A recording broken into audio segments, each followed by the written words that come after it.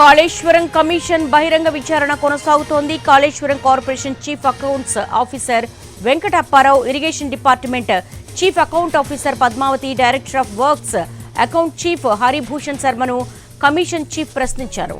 నిధుల సేకరణ, బిల్లుల చెల్లింపులు, కాళేశ్వరం ప్రాజెక్టు, బడ్జెట్ ప్రిపరేషన్ అంశాలపై అధికారులను ప్రశ్నించింది.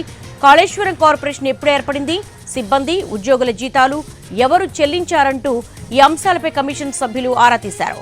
కార్పొరేషన్ ద్వారా లోన్లు తీసుకుని బిల్లులు వెంటనే చెల్లించకుండా బ్యాంకుల్లో ఫిక్స్డ్ డిపాజిట్ చేసినట్టుగా వెంకట అప్పారావు కమిషన్ ముందు చెప్పినట్టుగా తెలుస్తోంది.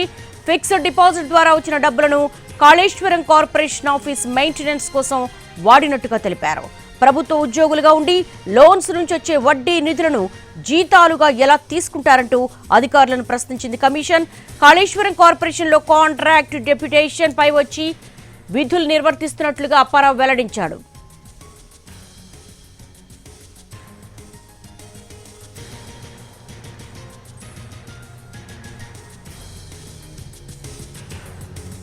కాళేశ్వరం కమిషన్ బహిరంగ విచారణ కొనసాగుతోంది. దీనికి సంబంధించి లేటెస్ట్ అప్డేట్ సుధీర్ అడిగి తెలుసుకుందాం. సుధీర్, కమిషన్ ముందు ఎలాంటి కంప్లైంట్స్ ఉన్నాయి, అధికారులు ఎటువంటి వివరణ ఇస్తున్నారు?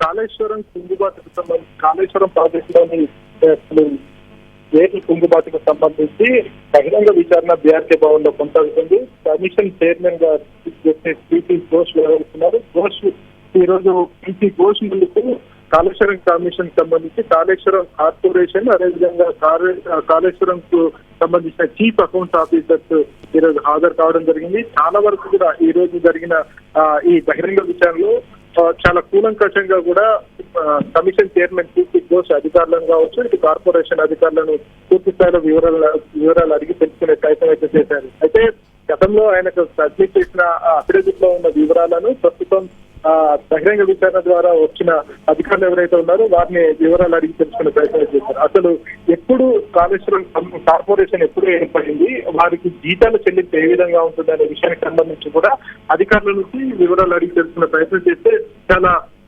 నిర్ఘంతపోయే విషయాలు బయటకు వచ్చినట్లు కూడా తెలుస్తుంది. ఎందుకంటే కాళేశ్వరం కార్పొరేషన్ కు సంబంధించి నిధులు ఎట్లా వస్తున్నాయి అనే విషయానికి సంబంధించి కూడా ఇటు కార్పొరేషన్ చైర్మన్ వివరాలు అడిగితే కార్పొరేషన్ అధికారులు పలు విషయాలను బయటకు వెల్లడించడం జరిగింది. ఇందులో అసలు కార్పొరేషన్ ఏర్పడిన తర్వాత కొన్ని బిల్లులు అందులో ఫిక్స్డ్ డిపాజిట్ చేస్తాము, బ్యాంకులో ఫిక్స్డ్ డిపాజిట్ చేస్తాం. ఫిక్స్డ్ డిపాజిట్ మీద వచ్చిన వడ్డీ ఏదైతే ఉంటుందో ఆ వడ్డీ ద్వారానే కార్పొరేషన్ కి సంబంధించిన కార్యకలాపాలు అన్ని కూడా కొనసాగుతాయి. అందులో పనిచేసే అధికారులకు కూడా జీతాలు చెల్లిస్తామని చెప్పేసి కమిషన్ ముందు తీసుకోవడం జరిగింది. ఇలా చేయడం తప్పు కదా అని చెప్పేసి కమిషన్ చైర్మన్ అధికారులను నిలదీశారు. అయితే ఇదంతా కూడా ఉన్నతాధికారులు చెప్తే, అంటే చీఫ్ సెక్రటరీ స్థాయిలో రాష్ట్ర ప్రభుత్వ ప్రధాన కార్యదర్శి స్థాయిలో కూడా తమకు ఆదేశాలు జారీ చేయడంతో తాము ఇలా చేశామని చెప్పేసి కూడా ఇటు చీఫ్ అకౌంట్స్ అధికారులు, అదేవిధంగా ఇక్కడ కార్పొరేషన్ సంబంధించిన ఉన్నతాధికారులు ఈ విషయాన్ని కమిషన్ చైర్మన్ ముందు తీసుకురావడం జరిగింది.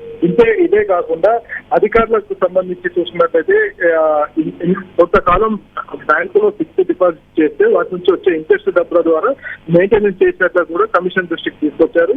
అంతేకాకుండా Kaleshwaram corporation trading balance accounts ప్రతి సంవత్సరం చెక్ చేస్తారా అని చెప్పేసి కమిషన్ ప్రశ్నిస్తే లోన్లు ఎవరి ఆదేశాల మీద తీసుకున్నారు అని కార్పొరేషన్ అధికారులను ప్రశ్నించారు. చీఫ్ సెక్రటరీ ఆదేశాలు, అదేవిధంగా కార్పొరేషన్ బోర్డు అప్రూవల్ తీసుకున్న తర్వాతనే లోన్లను తీసుకున్నట్లు కూడా అధికారులు చెప్పారు.